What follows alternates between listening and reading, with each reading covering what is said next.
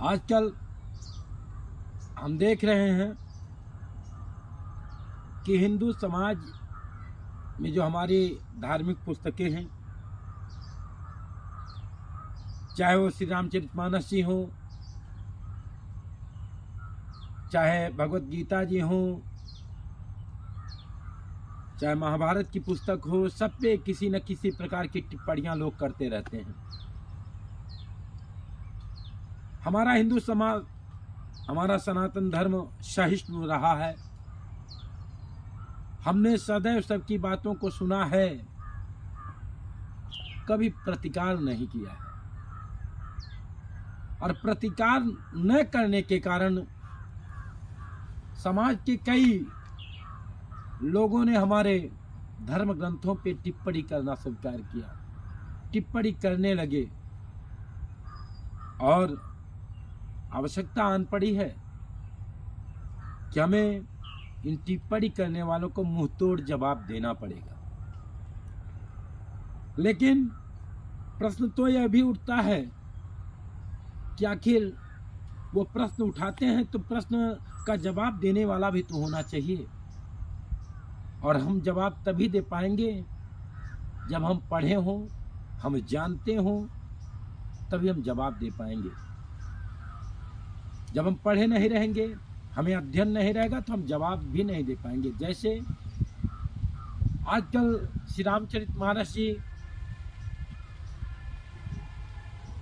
में एक आध चौपाई उठा लेते हैं लोग, जैसे पूजे ही विप्र सकल गुणहीना, शूद्र न पूजे ज्ञान प्रवीणा।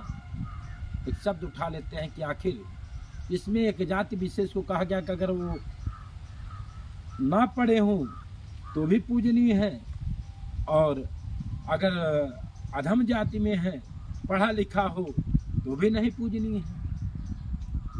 परंतु यह अर्थ का अनर्थ लोग करते हैं।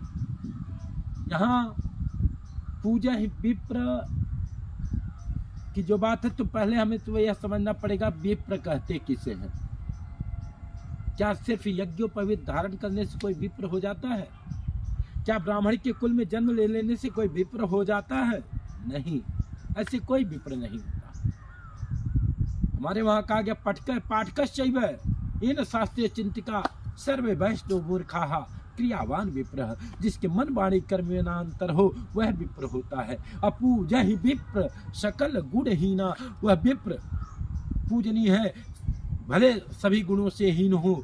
गुणों से हीन का तात्पर्य क्या होता है? गुण तीन प्रकार के होते हैं, सतगुण, रजगुण और तमगुण।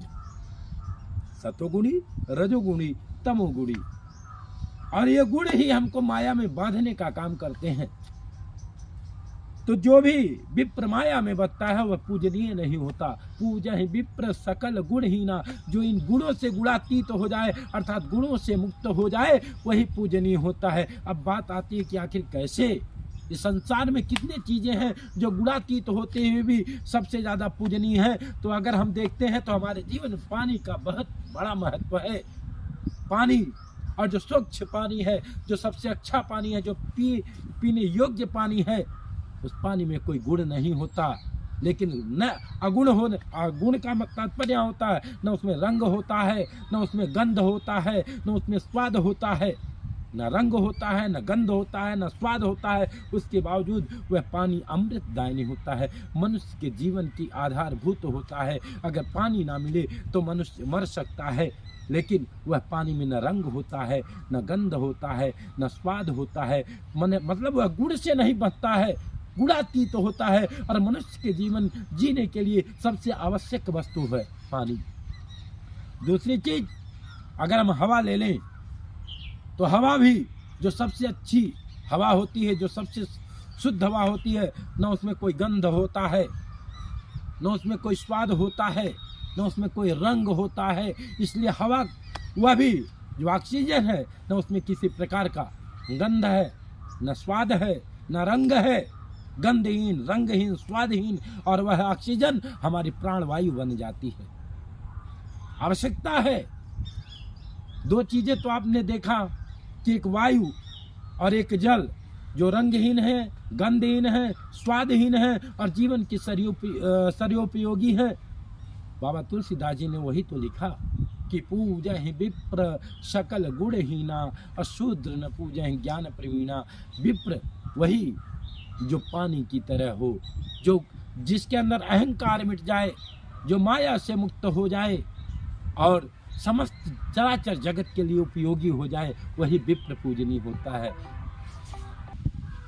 इस तरीके से हमने देखा कि दो उदाहरण हमारे सामने प्रस्तुत होते हैं, एक वायु एक जल, और दोनों गुणातीत हैं। ना रंग है, ना गंध है, ना स्वाद है, फिर भी जीवन के लिए सर्वोपयोगी है। उसी तरीके से एक विप्र वही पूजनीय है जो गुणातीत हो, गुणों से हीन हो, जो किसी माया में ना बंधे, जो किसी बंधन में ना बंधता हो, वही विप्र पूजनीय है। अब विप्र की बात आ जाती है तो बाबा तुलसीदास जी ने अगर रामचरितमानस में विप्र को लिखा है तो विप्र कहते किसे हैं, तो लिखा है किसी महानुभाव ने कि पाठ कश्चैव इन शास्त्रीय चिंतिका सर्वे वैष्णव मूर्खाः क्रियावान विप्र। पढ़ने वाला, पढ़ाने वाला, शास्त्रों का अध्ययन करने वाला करा, ये सब मूर्ख होते हैं। तो विप्र कौन होता है? विप्र कौन होता है? पाठ कश्चैव इन शास्त्रे चिंतिका सर्वे वैष्णव मूर्खाः क्रियावान विप्र। जिसके मन वाणी कर्म में अंतर ना हो वह विप्र कहा जाता है, और ऐसा विप्र पूजनीय होता है। अगर हम तुलसीदास जी के विप्र की बात करते हैं तो बाबा तुलसीदास जी ने रामचरितमानस जी में 2-3 विप्र महर्षि जो हमारे वशिष्ठ जी हैं, एक ब्राह्मण हैं, और वशिष्ठ जी स्वयं महाराज चक्रवर्ती महाराज दशरथ के गुरु हैं। लेकिन उनकी पूजा जब हम संपूर्ण रामचरितमानस जी के अनुसार देखते हैं तो उनकी पूजा या तो महाराज दशरथ करते दिखते हैं या तो भगवान श्री राम करते हुए दिखते हैं। दूसरे विप्र आते हैं। अगर इस तरीके से जन्म वाले विप्र की बात करें हम कि जन्म से, वैसे तो जन्म से कोई विप्र नहीं होता, लेकिन अगर एक